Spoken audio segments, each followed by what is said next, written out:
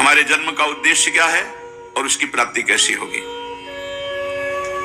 ये सबसे पहले भगवत प्रेमी महात्माओं का सत्संग।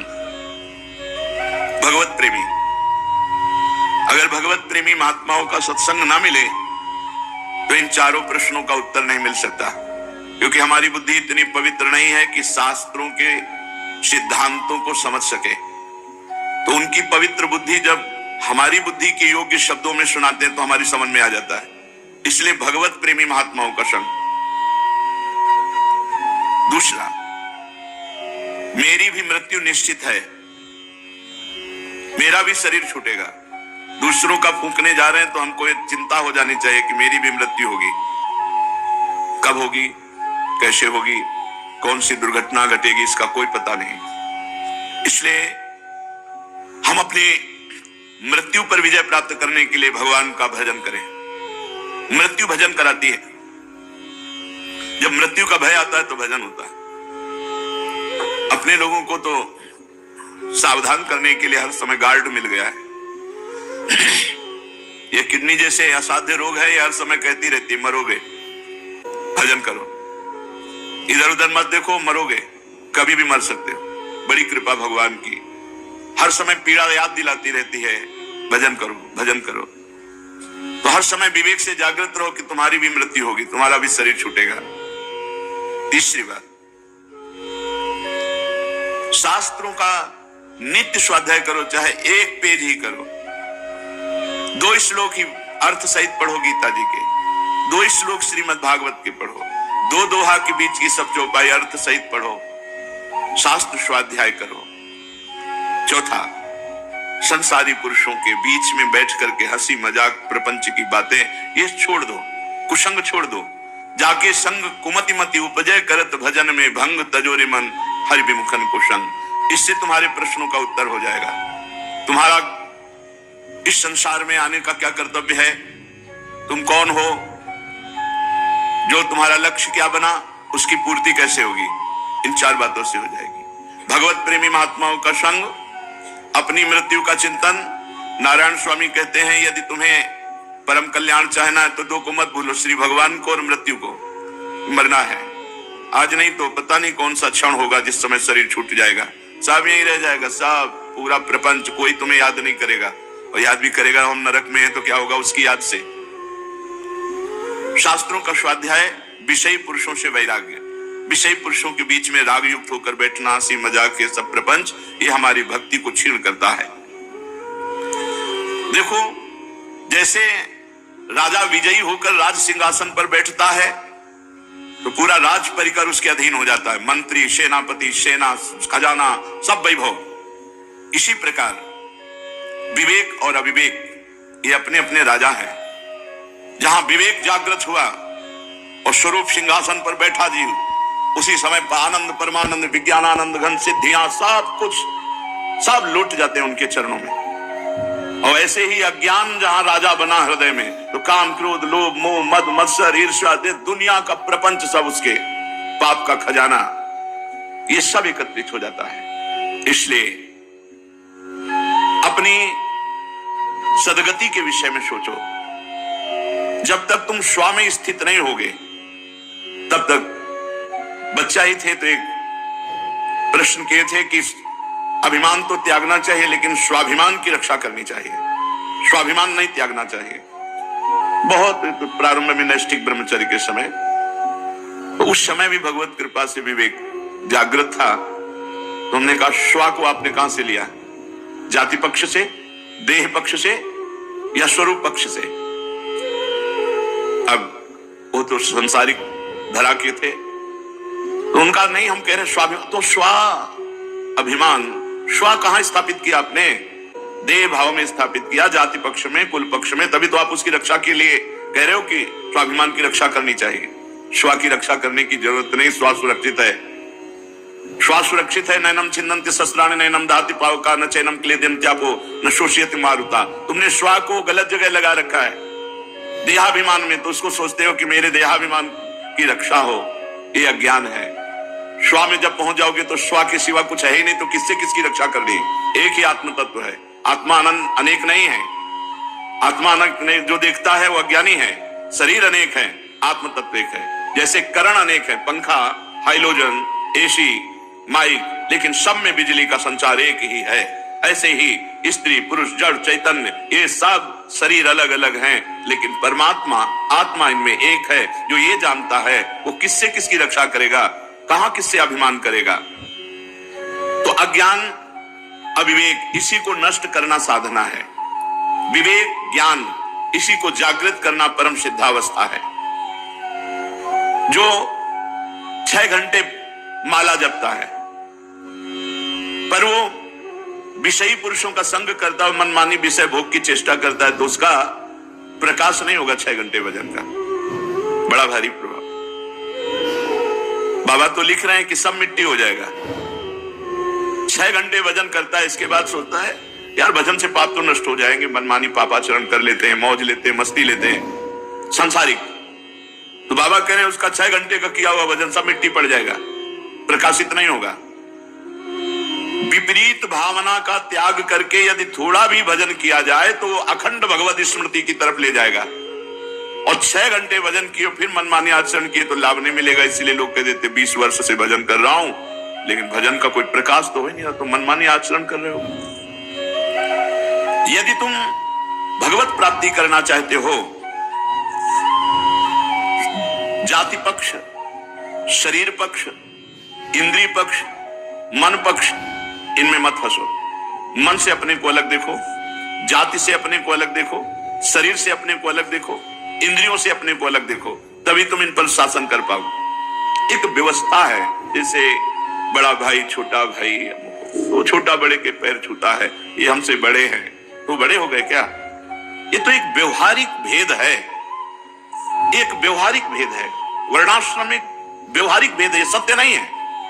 क्योंकि सत्य वस्तु तो एक है और वो वासुदेवा सर्वम, भगवान ही भगवान है, दूसरा कोई है ही नहीं। व्यवहार पक्ष में वर्णादि की व्यवस्था का, तो जब हम परमार्थ में चलने के लिए, तो फिर हम इस बात को स्वीकार नहीं करते, शरीर धर्म को, शरीर जाति को। हम भागवतिक बात को स्वीकार करते हैं, हम सब एक परमात्मा स्वरूप हैं, हमारे सबके शरीर एक ही पंचभूतों से बने हुए हैं। कुम्हार के यहां छोटा सकोरा, बड़ा सकोरा, इसके बाद तसला मिट्टी का, घड़ा मिट्टी का। अब उसमें चारों में कोई गर्व करे कि हम बड़े हैं, तो केवल आकार की बात हो सकती। मिट्टी तो सब में वही, बनाने वाला कुम्हार भी एक ही है, चाक भी वही है जिसपे चढ़ाए गए, और जो बनाए वो मिट्टी से, और जो बनाने वाला वो वही एक है। हमें बनाने वाला एक है, हमारी सबकी मिट्टी एक है, हम सब एक ही चाक में चढ़े हुए हैं। छोटे बड़े ये व्यवहार का भेद है। परमार्थ में इसको स्वीकार नहीं किया गया। परमार्थ में एक बात स्वीकार की गई है, सब में श्री भगवान, सिया राम में सब जग जानी, करो प्रणाम जोरी जुग पानी। अपने भगवत मार्ग में चलने वाले को बहुत सावधानी रखें। सब हमारे, कोई हमारा नहीं, ये हमारा सूत्र है। सब हमारे, कोई हमारा नहीं, कोई हमारा नहीं। सांसारिक भेद में सब हमारे भगवान के रूप, सब हमारे प्रभु है। नाते नेह राम के मनियत, सुहृद सुसेव्य जहां लो, अंजन कहां आंख जय फूटे, बहुतक कहो कहां लो। क्या फायदा हमारी दृष्टि नष्ट हो जाए इस बात से, अमुक जाति, अमुक पक्ष, अमुक अमुक। एक ही छतुरी के नीचे सब रह रहे हैं, नीली छतुरी के नीचे सब रह रहे हैं। जहां भी चले जाओ नीली छतरी मिलेगी। और इस नीली छतरी को बनाने वाला भी, श्याम छतरी को बनाने वाला भी एक ही है, बनने वाला भी एक ही है। ये बीच का जो व्यवहार है, परमार्थ में इसकी मान्यता नहीं है। भाई सच्ची बात मान लीजिए, जाति पाति कुल कर्म धर्म व्रत संस्कृति हेतु अविद्या नासी। हमारे सेवक जी कहते हैं अविद्या के अंतर्गत है, विद्या के अंतर्गत नहीं है। बेमतलब की ठसक, बेमतलब का घृणा भाव, दोनों बातें। बेमतलब की ठसक के हम बड़े, और उनको बेमतलब का घृणा भाव किए छोटा। हम कहते हैं व्यवहार की व्यवस्था है, परमार्थ में नहीं। चातुर्वर्ण्यम मया सृष्टा गुणकर्म विभागसा, भगवान ने कहा है, ये व्यवहार के लिए। जैसे बड़ा भाई, मंजूला भाई, छोटा भाई, लेकिन वह सब एक पिता के है, सब एक पांच भौतिक बने हुए। जब हम परमार्थ में चलते हैं तो ना अपने शरीर की जाति पक्ष को देखें, न सामने वाले की। हमें भगवत मार्ग में चलना है। भगवान की बड़ी कृपा सुलझे हुए पर ब्रह्म स्वरूप सदगुरुदेव मिले। गुरु कृपा से ही ये देहाभिमान, देह भाव, जाति पक्ष, ये सब बहुत बड़े जंजीरें हैं, ये जीव को बांध कर रखती हैं अविद्या में। सेवक जी महाराज करे, जाति पाति कुल कर्म धर्म व्रत संस्कृति हेतु, ये आवागमन का हेतु है, ये अविद्या नासी हित जो महाराज ने कृपा करके इस अविद्या का नाश कर दिया है। जब साधक साधना में चलता है तो उसे शरीर बहुत प्यारा लगने लगता है, अपने शरीर की सुख सुविधा, खान पान, ऐसा शरीर की रक्षा करना चाहते हो, हृदय को गंदा करते हो, हृदय को सुरक्षित रखना नहीं चाहते, फिर कैसे तुम्हारी परमार्थ की यात्रा बढ़ेगी? उचित शरीर को भोजन दे दो, उचित पवित्रता रखो, और मेन प्रधान बात है हृदय की पवित्रता। हृदय को सुरक्षित रहे, हृदय हमारा काम आदि दोष से, अहंकार आदि दोष से ग्रसित ना हो जाए। शरीर को शुद्ध करना बाह्य पवित्रता है, हृदय को शुद्ध करना भगवत प्राप्ति का हेतु है। जल और रज के स्पर्श से बाहरी पवित्रता शरीर की होती है। साबुन से चाहे जय बार हाथ धो, थोड़ा रज का स्पर्श जरूर होना चाहिए। अगर रज का स्पर्श नहीं, ज्यादा मत करिएगा, नहीं नालियां जाम हो जाएंगी। आजकल के ऐसे थोड़ी रज तो बाद में, ऐसे बिना रज के पवित्रता नहीं, बिना रज के नहीं। पवित्रता है, शरीर पवित्र, हृदय पवित्र, वाणी पवित्र, तो परम पवित्र भगवान का सतत स्मरण होता है। आप देखो 10 दिन पवित्र रह के देखो तो आपको छूने की इच्छा नहीं होगी किसी को, और जीवन पवित्र रखो तो शरीर से आपका वैराग्य हो जाएगा। पवित्रता शरीर वैराग्य, अपवित्रता शरीर में दृढ़ राग। वाणी की पवित्रता, अब जो मना रहा सो बोल रहे हैं, बस वाणी है तो बोल, नहीं संभाल के बोलो। बातें हाथी पाइए, बातें हाथी पाओ, उससे वाणी की पवित्रता, सोच समझ के बोलो, नहीं मौन रहो। और राग, द्वेष, ईर्ष्या, अहंकार, काम, चोरी, हिंसा, व्यभिचार, इनके त्याग से हृदय पवित्र होता है। ये गंदी बातें सब नहीं, इससे हृदय पवित्र होता है। जितना सत्संग करोगे, विचारवान रहोगे, सहनशील रहोगे, नाम जप करोगे, उतना ही आपका अध्यात्म बनेगा। प्रायः लोग भजन करने वाले चूक कर देते हैं और क्रोध कर लेते हैं। क्रोध करने से 1 महीना के भजन में आपके क्रोध का प्रभाव ढक देगा जाके। पूज्य पादुड़िया होगा, पाप का चिन्ह है क्रोध। जिसमें क्रोध है वो चाहे कोई भी हो, उसे समझना चाहिए अभी अंतःकरण पूर्ण पवित्र नहीं हुआ। क्रोधी मनुष्य का आध्यात्मिक उत्थान नहीं होता। विशेषतया गुरुजनों और श्रेष्ठ जनों की बातों में, उनके निर्णय में क्रोध नहीं करना चाहिए। भजन करना कठिन, करके बचाना कठिन, और बचा के पचाना कठिन। ये बड़ी सुनहली पगडंडी है भगवत मार्ग की। इसमें बहुत संभाल संभाल करके पग रखा जाता है। ये निठल्ले आदमी जो हैं, जो दूसरों के गुण दोष देखते हैं, दूसरों की निंदा करते हैं, दूसरों की चुगली करते हैं, दूसरों पर क्रोध करते हैं, गंदी भावना रखते हैं, ना ये ज्ञानी है, ना ये योगी है, ना ये भक्त है, प्रपंची है, निठल्ले हैं, कायर है। पूज्य पादुड़िया बाबा सिद्ध महापुरुष है। भक्त सब जगह भगवान को देखता है तो क्रोध कैसे कर सकता है? उमा दे राम चरण रत विगत काम मद को निज प्रभु में देखें जगत, केशन करें विरोध। भक्त के अंदर तो, और ज्ञानी आत्म स्वरूप है, द्वैत है नहीं, तो क्रोध किससे?